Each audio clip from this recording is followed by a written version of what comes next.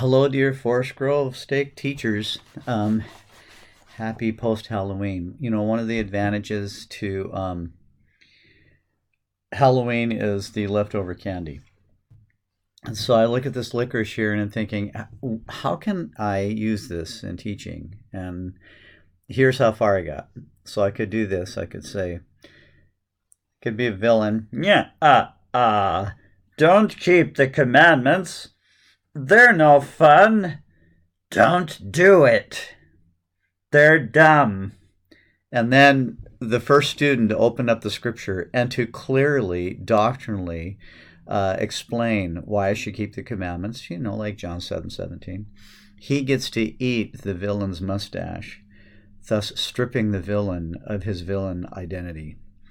Of course, you give him a different licorice, not the one you stuck up to your nose.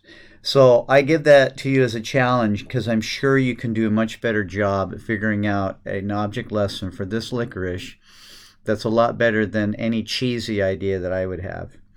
So this week we're going to focus on helping you ask questions that invite the students to analyze for understanding. And last week we dealt with questions that are search for understanding questions.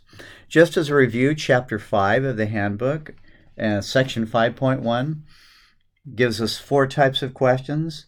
Questions that invite students to search for information. That was last week's. This coming week's, number 2, questions that lead students to analyze for understanding. Number 3, questions that invite feelings and testimony. 4, questions that encourage application.